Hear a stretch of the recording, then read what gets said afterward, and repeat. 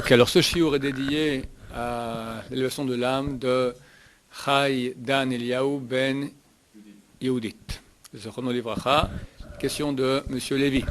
Qu'est-ce qui prouve qu'après la vie, il y a autre chose? Bon, la Torah prétend cela. Il faut répondre rapidement que nous, on a des preuves irréfutables, comme quoi la Torah est d'origine divine, et tout ce qu'elle dit est vrai. Elle parle abondamment de vie après la mort, disant même que c'est l'essentiel de notre être. Et comme ça, on pourrait finir l'histoire. Je vous donne des choses qui sont donc plus parlantes. On a beaucoup de témoignages de gens qui ont des expériences, comment appeler cela, post-mortem, d'accord. C'est ça qui s'en va pendant 2-3 minutes. Voilà, 2-3 minutes ou plus, des fois, et sont revenus. On a même amené ici quelqu'un. J'ai une fois eu quelqu'un à un séminaire qui s'appelle Israël. Et il est venu ici, dans une petite salle là-bas. Il a fait un cours. Vous pourrez voir sur le site, un témoin de l'au-delà. Et il raconte, il a fait un accident de moto. Et il est monté, d'accord. Et d'abord, il tourne autour de la Terre. Et il tourne très vite. Et il voit des âmes aussi qui sont en orbite comme ça en train de tourner. Maintenant, comment il voit des âmes? Il dit c'est fluide. C'est pas qu'on voit un corps ou quelqu'un ou des yeux ou un visage. Fluide comme ça. Mais il sait de qui il s'agit. Et même, il y a un type qu'il connaissait qui travaillait dans une menuiserie, je crois. Ah, t'es là, toi? Un non-juif, hein? Ah, je suis là. Ciao. Il se croise comme ça, en vol, d'accord. Comme ça, il raconte. Il a vu des anges. Il raconte qu'ils se font 200 mètres de haut, très très haut. Et il arrive près d'une porte. Je vous fais en très court pour voir le cours, parce que lui raconte lui-même en live, quoi. Alors il arrive près d'une porte, et il pouvait avancer, et il y avait aussi une trappe. Et il entend qu'on lui demande est-ce que tu veux maintenant, voilà, ou tu avances, et c'est par là que ça continue, et c'est fini. Tu ne rentres plus sur Terre, ou tu rentres sur Terre. Et lui, il a pensé à son fils. Son fils qui était petit, et non, je vais revenir pour mon fils. Et tac, il s'est réveillé. Il s'est réveillé à l'hôpital, pas mal diminué, je crois. Il avait le bras en moins, un œil de verre, enfin. J'ai eu ici un élève à la yeshiva qui écoutait ce cours et qui lui aussi a fait un accident de voiture au Maroc. C'est une histoire terrible. Il a fait un accident, ça allait très très mal.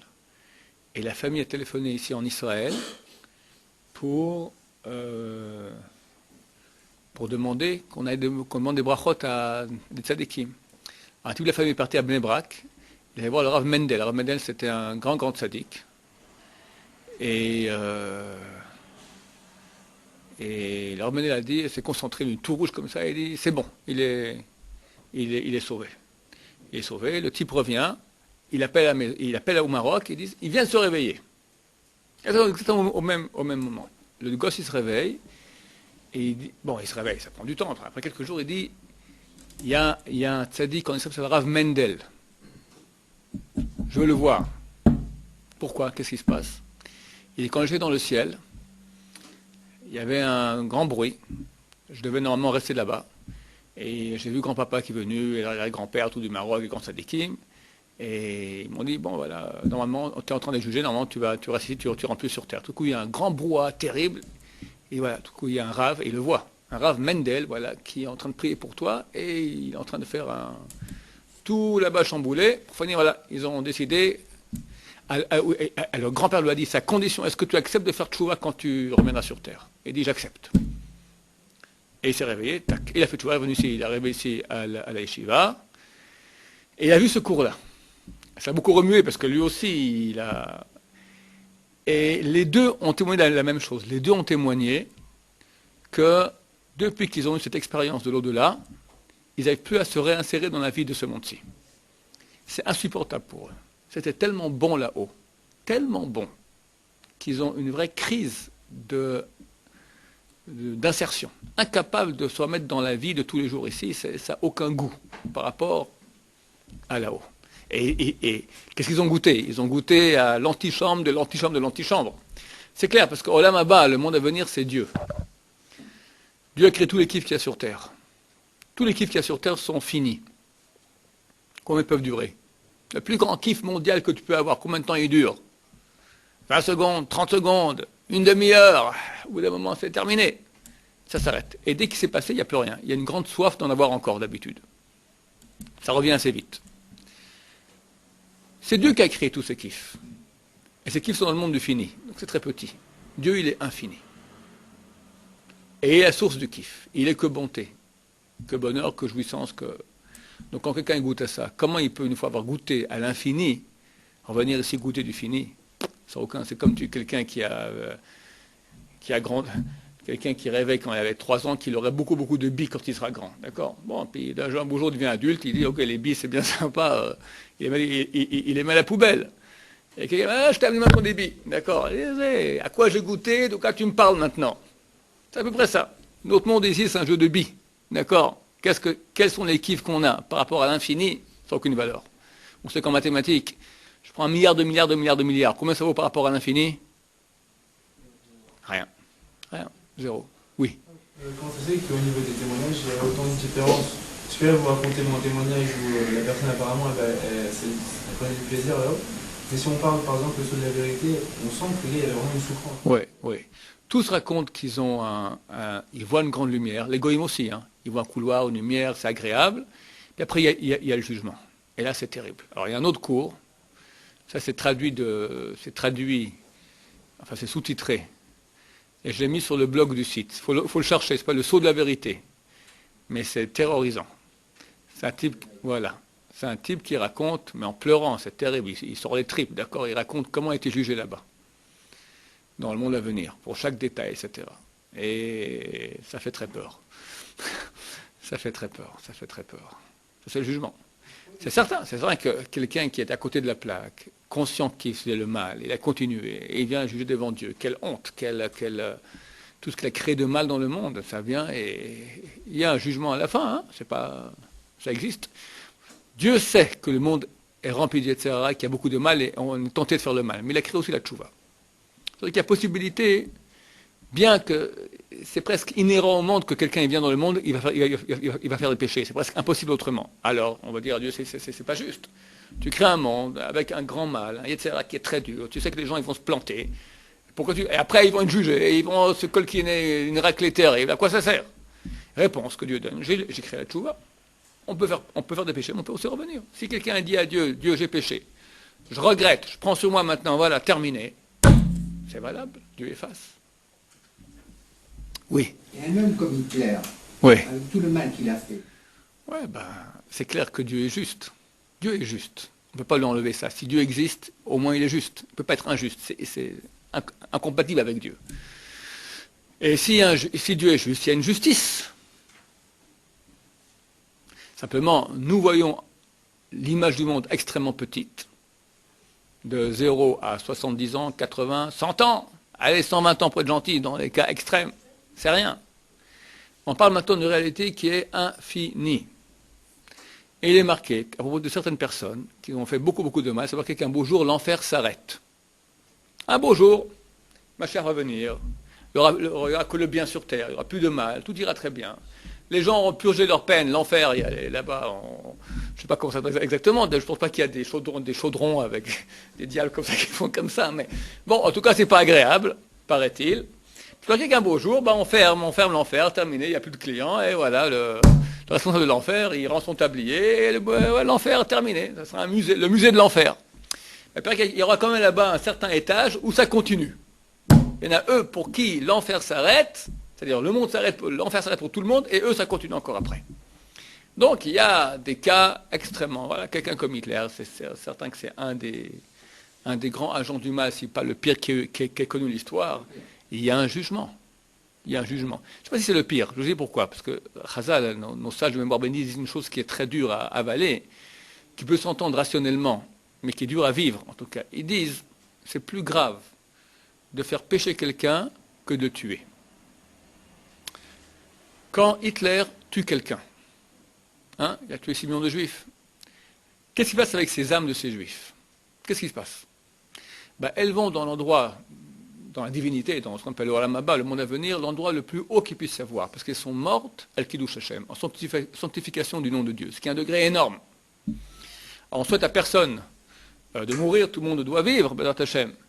Mais si déjà, à choisir entre mourir tranquillement dans son lit ou bêtement dans son lit, ou mourir à Kiddush Hashem en sanctification du nom de Dieu, comment est venu de toute façon on doit mourir, c'est mieux de mourir en sanctification du nom de Dieu. Les grands tzadikim, comme le Bet Yosef, le Rabbi Yosef Karo, ils priaient pour avoir la chance de mourir à Kiddush Hashem. D'accord? De mourir en sanctification du nom de Dieu.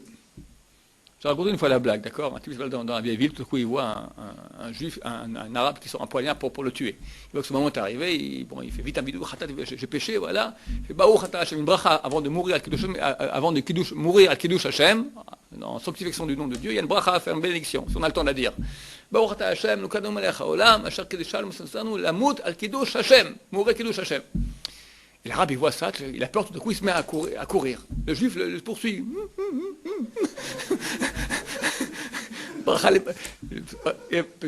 Pour pas qu'il fasse une bénédiction en vain. Il ne peut pas parler. C'est comme quelqu'un qui a fait un motif, il faut manger le pain tout de suite après. Alors.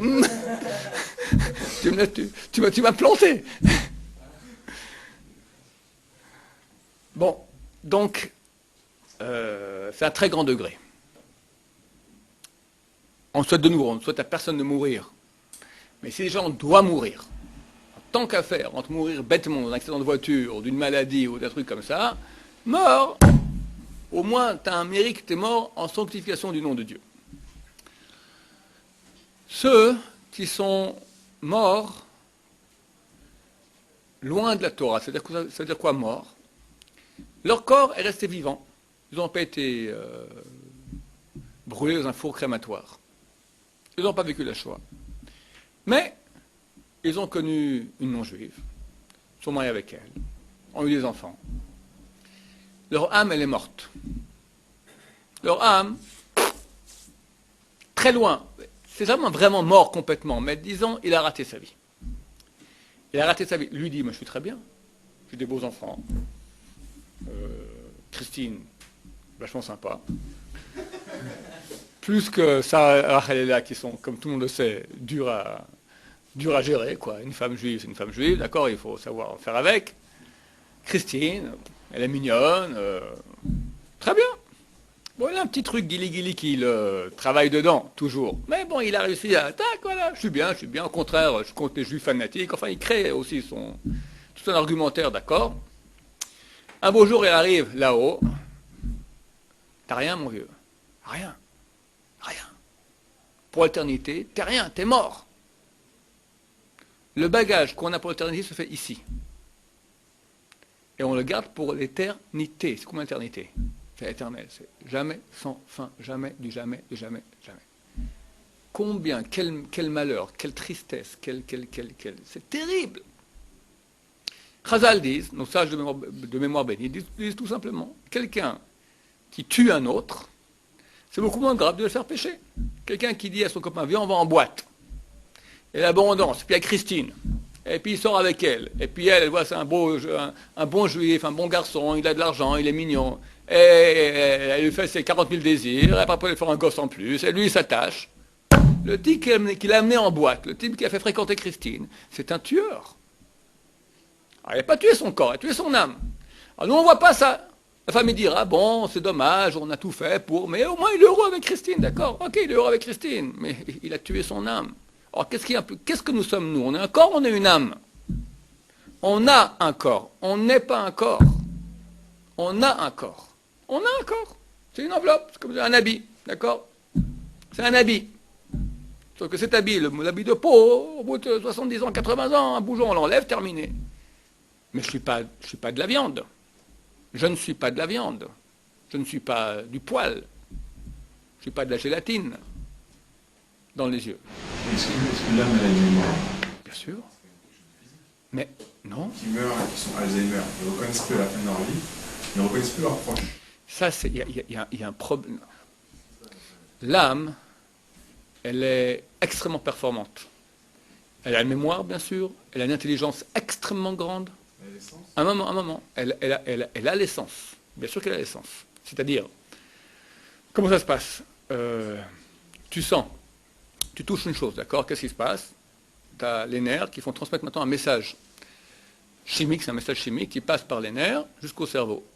Le message chimique qui fait bouger des neurones. D'accord? Des neurones. Trrr, ok? Maintenant, moi dans tout ça, moi je ne suis pas une neurone.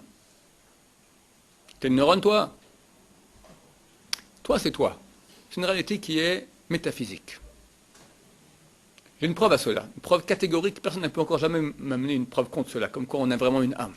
Il faut un minimum de profondeur pour accepter cette preuve, mais si on accepte, si on est profond, on accepte tout de suite.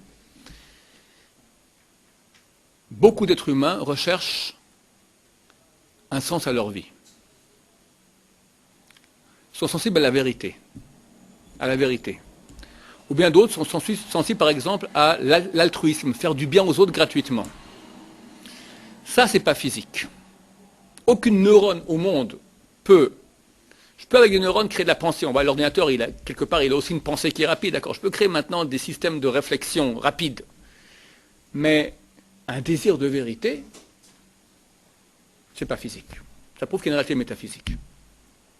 La vérité, c'est pas une chose qui est pas, ça rentre pas dans le cadre du physique, le sens à sa vie. Comment aller chez moi? Depuis ici, je dois partir chez moi. Alors j'ai un GPS dans la tête, je vais par là. Ok, ça, la tête peut faire. Je peux faire maintenant des équations extrêmement compliquées. Je peux. Tout ça, c'est technique. Mais quand tu parles maintenant de vérité, du sens de ta vie, pourquoi tu vis, et ça te touche, parce que tu aimerais avoir un sens à ta vie, ça touche pas, ça peut pas toucher maintenant une partie qui n'est que physique, tu as une partie qui est spirituelle en toi. Et ça, c'est ta vraie réalité. Ou on voit ça aussi avec les autistes. Il y a des méthodes de communication avec les autistes. Les autistes, qu'est-ce qu'ils ont? Ils ont un problème au niveau physique, comme tu dis, Alzheimer, etc. Donc c'est au niveau de la tête, il y a un truc la conscience, il y a un truc qui cloche. Mais ils ont aussi une neshama, ils ont aussi une réalité spirituelle. On a réussi à mettre en place un système de... C'est les goïms, c'est pas une méthode qui vient d'Australie à la base. Mettre en place un système de communication avec eux, sans passer par la conscience. Ils n'ont pas de conscience. L'autiste, il hurle, tout ça, il est là, il danse, il saute, d'accord? Comment ils font? On leur soutient la main comme ça, et ils ont un clavier, et extrêmement rapidement, tac, tac, tac, tac, ils communiquent. Alors un type qui a beaucoup étudié ça, il me raconte que par exemple, on lui dit, est-ce que tu veux faire du vélo? Tu peux étudier un peu de Torah maintenant, aller faire du vélo. Ou aller jouer au foot, je ne sais pas s'il peut faire du vélo. Il peut aller dehors, jouer au ballon, ou tu veux maintenant étudier la Torah. Alors il écrit, je veux étudier la Torah. Maintenant, on lui dit, alors maintenant on lui parle à lui maintenant, il comprend un tout petit peu. Tu veux aller dehors maintenant ou étudier? Il dit, il veut aller dehors. C'est simultanéité, c'est simultané. Le corps c'est un corps. Tout le monde a un corps, qu'est-ce que tu préfères maintenant? Étudier une page de Gemara ou elle t'éclater? Pas photo, la Gemara c'est casse-pied, je vais m'éclater, ça c'est le corps. L'âme, elle dit, j'ai rien à gagner là-dedans. Ça dépend à qui tu parles. Nous, on a les deux entités en nous. On a réussi à se mettre en contact avec les autistes. Et on voit qu'ils sont d'abord, ils tapent sans regarder, tac, tac, tac, tac, tac, tac. Ils ont une intelligence, ils font des équations, des enfants de 3 ans. On m'a raconté 4 mois. Bébé, tac, tac, tac, tac, tac, tac, tac. Hein?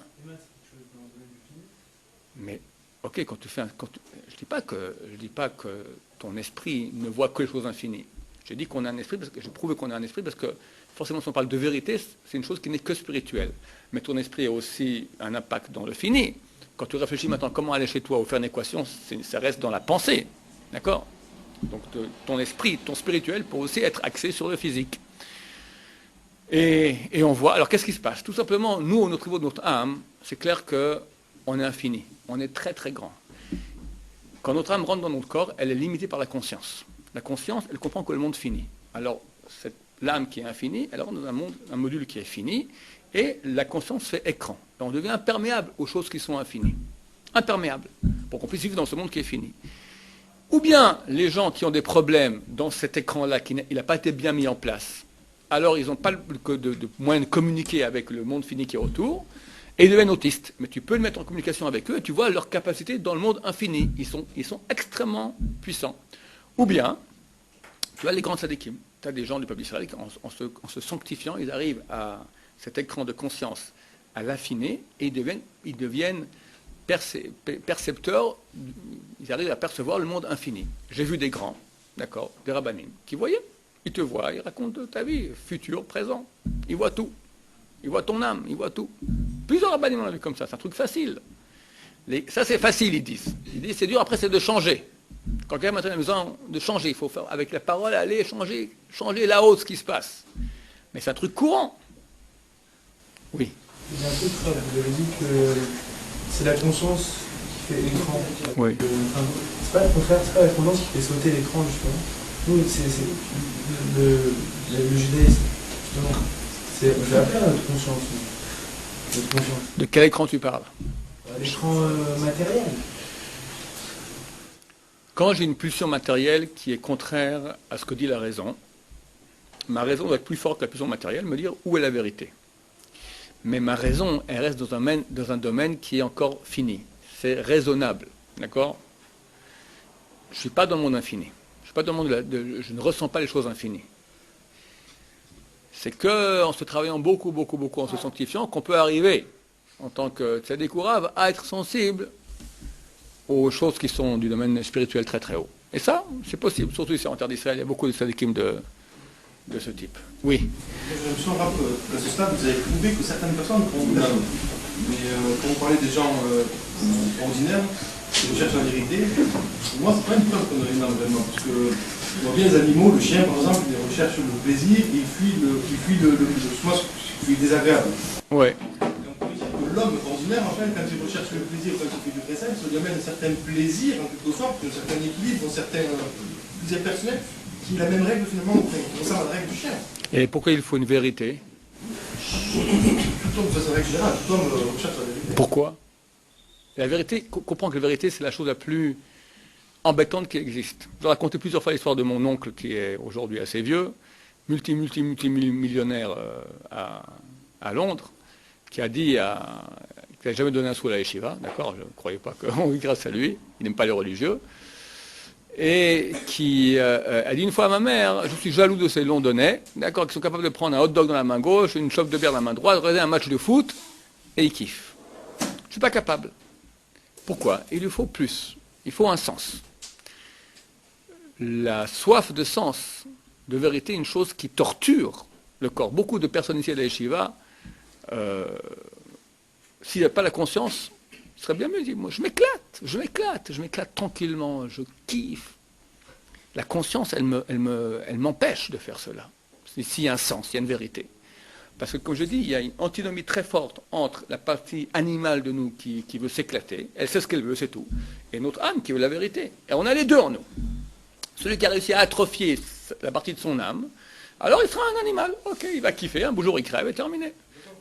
Les scientifiques pensent que le cerveau, finalement, c'est une machine qui cherche toujours la raison du pourquoi. Dans le domaine du fini, mais quand tu parles de l'infini, la vérité. Et donc il y a bien un pourquoi originel. Donc c'est ça, l'homme originel, ça finalement c'est la vérité. D'accord. Le cerveau, toujours, il demande pourquoi. Non. Il demande jamais pourquoi, il demande comment. Jamais pourquoi, il demande comment. Le cerveau scientifique, comment ça fonctionne. Comment. Le monde, la science, qu'est-ce qu'elle fait? Elle dit voilà, le soleil, il est comme ça, ça agit, ok, mais pourquoi le soleil il est rond? Pourquoi il y a de l'hélium? Pourquoi l'hélium n'est pas un truc? Pourquoi Big Bang? Pourquoi? Il dit, monsieur, ce sont les données, c'est comme ça. Newton, d'accord? Newton va calculer maintenant, voilà, ça descend à 9,81 à la seconde, ça c'est la vitesse de descente de l'attraction de la Terre. C'est comme ça, il a calculé, c'est comme ça que ça marche. Pourquoi 9,81 et pas 82? Ben, c'est parce que c'est parfois la masse de la Terre. Pourquoi la masse de la Terre elle est comme ça et pas plus grande? C'est les données. C'est les données, il y a des données. La nature, elle te donne des données, elle explique maintenant comment fonctionnent ces données. Pourquoi il y a ces données? Ça, c'est c'est une question philosophique. C'est la philosophie déjà. Philosophie, ça veut dire, ça dépasse le domaine physique, on parle dans le métaphysique. Pourquoi originel, c'est se maintenir en vie. Il y a un instinct de vie qui anime beaucoup de choses. Et le monde s'adapte pour continuer à survivre. Mais pourquoi un sens? Il y a un sens parce que tout veut continuer à vivre. Et donc la Terre, elle prend cette forme parce qu'elle doit s'adapter, elle doit continuer à vivre. Et donc si elle ne prend pas cette forme, elle ne continuera pas à vivre. Les animaux, ils s'adaptent à ça parce qu'ils ont non, mais, survivre. Oui, mais tu as toujours... Pourquoi originel là, oui, non, mais à la base, justement, tu as certaines données qui sont comme ça. Tu as certains paramètres, tac, qui font que, et après le reste fonctionne. Mais pourquoi ces premiers paramètres sont comme ça et pas autrement? Une fois que tu as un monde qui est là et qui doit survivre, il fonctionne, d'accord? Et il va continuer d'après les paramètres qui sont la survie. Mais au début, le monde, pourquoi il est comme ça? Pourquoi il est comme ça au début? Aujourd'hui, Big Bang, ok? Il n'y avait pas tout coup, il y a eu. Qu'est-ce qu'il y a eu? Il y a eu du magma, après il y a eu de la poussière de particules, etc. Et ça s'est fait, après tu as de l'hélium, etc. Pourquoi comme ça? Pourquoi pas autrement? Tu peux pas te répondre survie. Il y a une programmation, tu vois que ça marche. Par rapport à la volonté de donner, parce que il y a deux preuves. Il y a la volonté de donner, c'est la soif de vérité qui serait deux preuves pour le schéma. Ouais, et donc lui m'a dit, Daniel, que volonté de donner, des fois ça reste en circuit fermé, parce que c'est pas altruiste, ça me fait du bien de donner.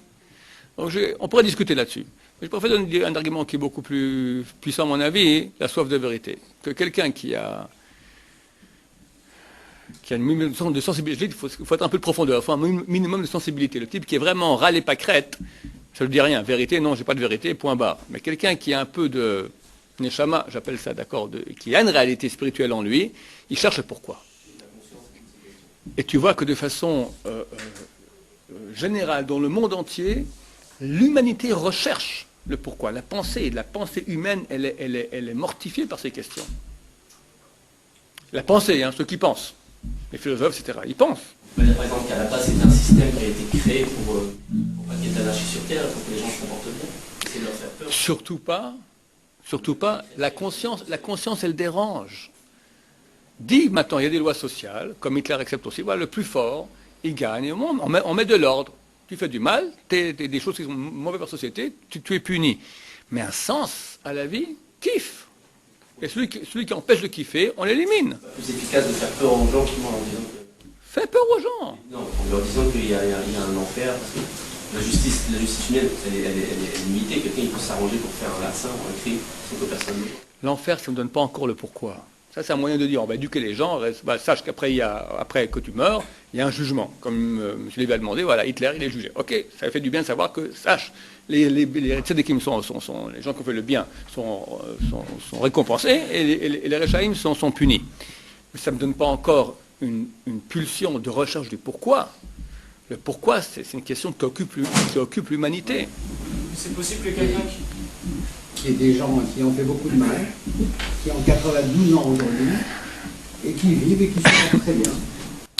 C'est marqué clairement dans la Torah, dans la paracha qui s'appelle Vaetranan, c'est la deuxième paracha du livre du Deutéronome. L'avant-dernier verset, c'est marqué que Dieu récompense les tzadikim. Et il paye aussi les rechaïm, les mécréants. Il ne tarde pas à les payer. Sur leur face, il leur paye. Sur leur face, il leur paye. Nous, on pourrait croire c'est quoi qu'il leur paye? Le mal qu'ils ont fait. Les commentateurs disent non. Dieu paye dans ce monde aux mécréants les mitzvot qu'ils ont fait. Un mécréant, aussi mécréant qu'il soit, il a fait des mitzvot. Il a fait des mitzvot. Chef de la mafia, il a fait des fois des bonnes actions aussi, ça arrive. Je raconte une histoire, là en passant, on a encore un petit moment. Une histoire authentique. Je reviendrai après pour vous répondre, d'accord? J'ouvre une petite parenthèse. Un des plus grands rabbins qu'il y a eu après la guerre, après la Seconde Guerre mondiale, s'appelait Rav Aaron Kotler.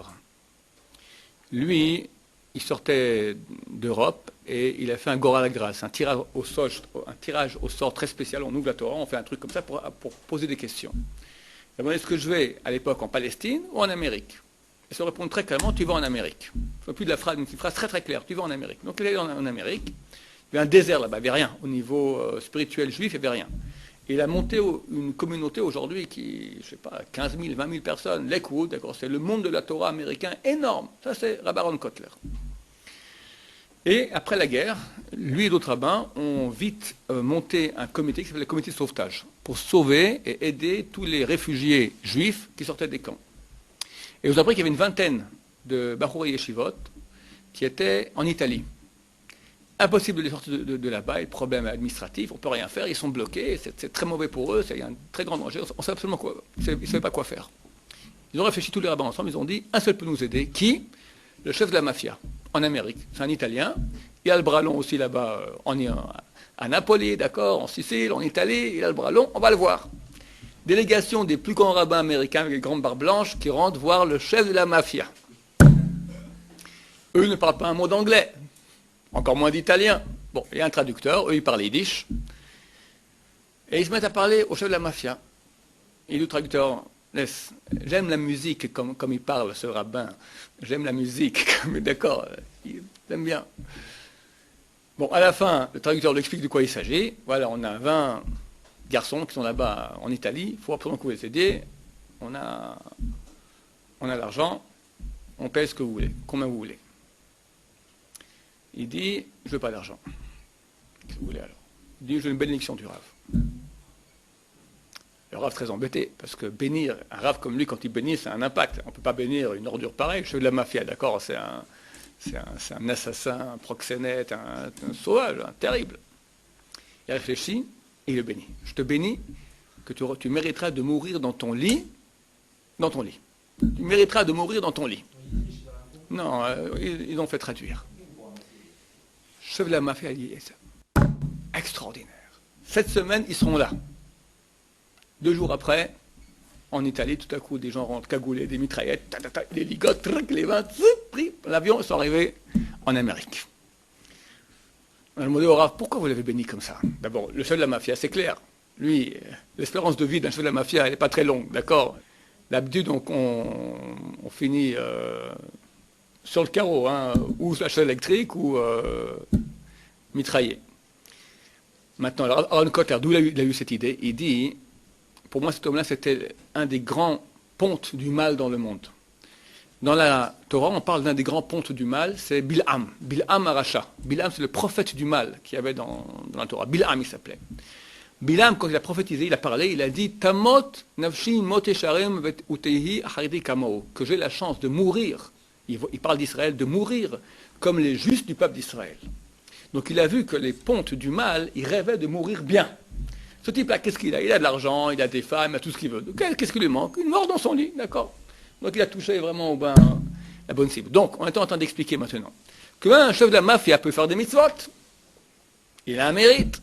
D'autant plus un bon juif qui, de temps en temps, il couche avec une goya, de temps en temps, il va au club, mais de temps en temps, il fait des larcins, machin. Il n'est pas d'accord, machin, il magouille, d'accord, toute la journée, etc. Mais il a fait des mitzvot. Il a fait des mitzvot aussi. Maintenant, il va au Lamaba. C'est des factures terribles. Alors si c'est un bon juif, c'est le contraire qui se passe. Il souffre sur terre pour qu'on enlève tout le poids de tous ces péchés qu'il a fait. Comme ça, il arrive au Lamaba, il est propre. Mais quand c'est vraiment une ordure, il y en a. C'est un pourri. Pourri. Et on lui dit, Olam Haba, il dit, je veux pas Olam Haba. On lui dit, tu as un mérite de mitzvot, je veux pas, moi je veux ici. Je veux l'argent, je veux les filles, je veux kiffer, je veux les honneurs. Je raconte ici souvent à mes élèves, j'ai une tante, la sœur de l'oncle de Londres, d'accord? Tous viennent d'une famille religieuse à la base, ils ont tout plaqué. La tante, elle a dit très clairement, je veux pas Olam Haba, je veux Olam Hazeh. Elle me l'a dit, on a discuté, d'accord? Je veux pas le monde à venir, je veux le monde d'ici, moi. Et ça marche. Pas génial, mais ça marche, d'accord? Un type qui dit je veux pas, je veux ici, alors tu lui donnes ici. Tout. Tu avais droit à un infini, tu veux pas infini, ok, qu'est-ce que tu veux? Tu veux fini, je te donne. Ton mérite en infini, tu l'auras en fini. Il reçoit, mais Dieu en fait lui donne un cadeau pourri. Il avait droit à un kiff infini, on lui paye à la base. Tu as de l'argent. L'argent. Tu auras des honneurs, tu auras des filles. Ok, combien de temps ça dure? Ces ordures-là, ils ont Olam Hazeh, ils ont tout. La santé, l'argent, soi-disant le bonheur, parce qu'ils n'ont pas tellement, parce qu'ils ne sont pas construits à l'intérieur. Donc ils s'engueulent un peu avec tout le monde, ils ne sont pas aimés. Ils n'ont pas une vie tellement... Mais en tout cas, ce qu'ils veulent, le kavod, les honneurs, l'argent, les femmes, d'accord, tout ça, les belles bagnoles, les yachts, ils ont. Et là, Olam Haba, Tintin. Tintin, plus rien. Hein? Tu veux moitié-moitié? Quelqu'un peut-il enlever la moitié de son infini? Combien ça vaut infini? Combien ça vaut une parcelle d'infini? Oui, on reçoit, c'est certain que quelqu'un qui va dans la Torah bien comme il faut, il a aussi Olam Hazé. Parce que quelqu'un qui se construit d'après la Torah, il se purifie. D'abord, il devient bon, il devient humble, il est aimé par les gens. Il a une vie bien, il respecte sa femme le respecte. C'est pas les tromperies toute la journée. Ses enfants le respectent. C'est agréable d'avoir des enfants qui te respectent. Il n'y a pas d'histoire de... Tu sais que l'enfer des gens quand ils divorcent, c'est le problème de Shlom Bayit. Aujourd'hui, c'est l'enfer numéro 1 du monde. Ou ils divorcent, ou ils n'ont pas encore divorcé. D'accord? C'est à peu près ça. C'est avoir une vie bien, avoir ses enfants respectueux, avoir des enfants qui cherchent à faire le bien, être toi quelqu'un qui aime faire le bien, et être aimé par les gens pour ce que tu es, pas pour l'argent que tu as, c'est extrêmement rare. Donc quelqu'un qui arrive à acquérir ces qualités maintenant, qui peut venir que par la purification qui vient par l'étude de Torah et de Dieu, etc., il a Olam Hazé aussi. Alors il n'aura pas un yacht. C'est de la frime. C'est tellement sympa à faire du yacht. Tu fais encore du bateau, vas-y, et dans le bateau, et dans le bateau, et dans le bateau. Allez. Ennuyeux. Les femmes. Ok, encore, et encore, et encore, et encore. Ok, l'argent, et t'es quelqu'un, et encore, et tu magouilles, encore de l'argent. Ok, c'est petit.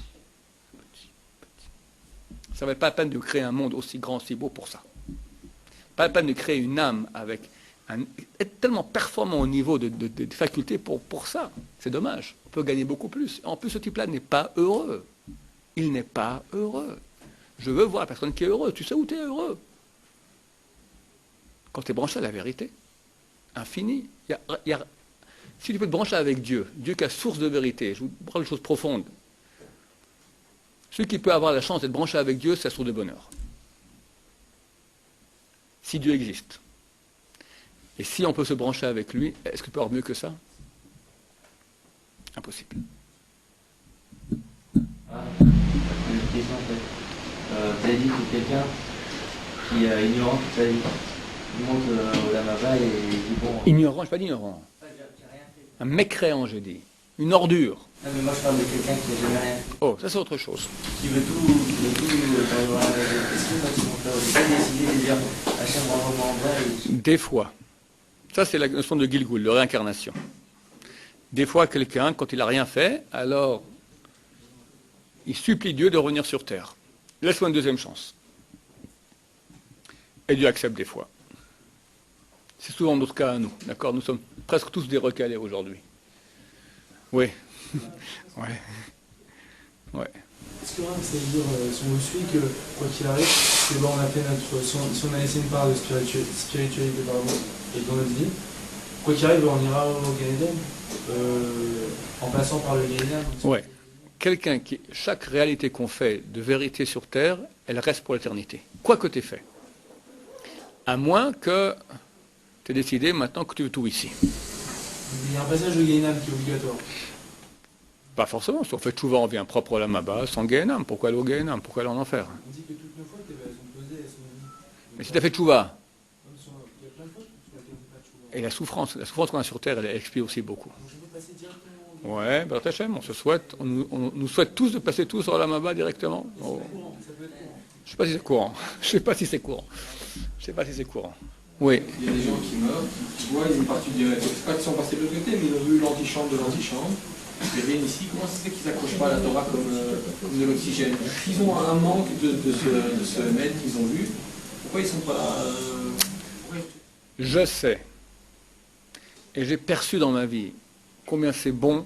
Je sais que Dieu existe, je sais que c'est la vérité, j'en suis convaincu le plus profond de moi-même, sans aucun doute aucun. Je sais, je peux le prouver, je le vis aussi très profondément. Et pourtant, j'ai un gros SRA aussi. Ça change rien. Ma connaissance maintenant, elle est parfaite. J'ai aucun doute là-dessus que c'est vrai. Donc, admettons, voilà, je monte, je reviens. Je serai au même point, je sais que c'est vrai. Le SRA, il est très... Je raconte cette histoire-là. Ça rejoint la question de monsieur. Je connais un type. C'est un rave. Un rave dans une école très connue, si religieuse, à Jérusalem. Et il avait un ami aussi, qui est rave lui aussi, enfin un rave, qui est enseignant là-bas, il a un défaut. Il a un défaut dans le système de la Neshama, de l'âme là-bas. Il se souvient de sa réincarnation passée. Et c'est un type qui a un amour de l'argent, des profits de ce monde énorme. Et il m'a dit, Daniel, heureusement qu'il se souvient, parce que sinon il ne tiendrait pas le coup. Il ferait des bêtises toute la journée. Il se souvient que c'était un riche industriel allemand, avant la guerre. Avant la guerre. Il se souvient comment le nazisme, il monte. Il se souvient du début de la guerre. Comment on lui confisque tous ses biens. Il la met dans les camps. Il est non religieux. Et il se souvient qu'il va dans la chambre à gaz. Une bonne femme lui dit, dis maintenant, Shema Israël, c'est la fin. Il dit, non, je dirai pas. Il meurt comme ça, gazé. Il raconte une cassette. Il raconte tout. Et évidemment, il pleure, parce que le type, il se souvient comme si c'est lui-même. C'est pas, je vous raconte l'histoire d'un autre. C'est moi. Donc il a vécu la chose. Et il raconte comment il est jugé. Il raconte comment on décide qu'il le ramener sur terre de nouveau. Il y a 2 anges qui l'accompagnent. Il dit qu'il voit toute la terre. Il voit à la fois, c'est aussi le type de témoin de l'au-delà que j'ai amené, il raconte la même chose. On voit tout à la fois et tout en détail. Il va raconter l'autre type, le premier qui a fait l'accident de voiture là, avec de moto, il raconte qu'il a vu une pierre au cotel, quand il est là-haut. Il n'est jamais venu au cotel de sa vie. Après qu'il est revenu sur terre, il est venu, il a vu la pierre. Il était allé, il a touché, il s'est mis à pleurer. Donc le type, il voit toute la terre, il a les 2 anges qui l'accompagnent, il voit ça grouille, les gens ils courent, mais je dois leur dire, perdez pas votre temps, allez dans la vérité. Les anges ont dit, ça va, tu seras bientôt avec eux, on verra comment tu vas réagir. Quand tu viens ici, t'oublies. Le roi Salomon, il dit, mieux vaut aller à un enterrement qu'à un mariage. Pourquoi? Parce que quand tu vois quelqu'un qui, il y a quelques secondes, était là et n'est plus là, tu te dis, mais la vie, elle a une fin. Pourquoi je vis? À quoi ça sert tout ça? Ça réveille, c'est très bénéfique. C'est triste, pardon, au saut de sa personne. Mais ça te remet en phase. Les pendules à l'heure, d'accord? On est là pour une courte période, il ne faut pas perdre son temps. Comme tu dis, on doit être comme ça toute la journée. Toute la journée.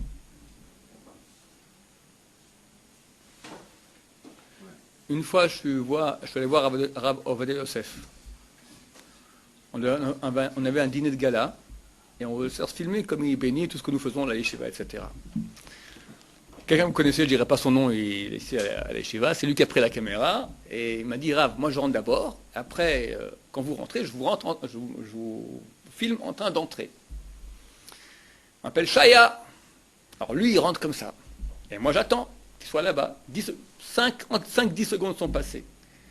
Shaya, de nouveau ils appellent, c'est le secrétaire là-bas.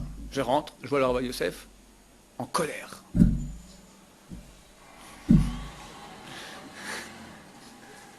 Je lui ai pris 6 secondes de sa vie, d'infini. Quelqu'un qui sait chaque millimètre de la vie, combien c'est important. Un beau jour, on part. Chaque millimètre est important. Chaque millimètre. Gagner plus. Tu peux faire grandir, être. Faire tellement de bien autour de toi.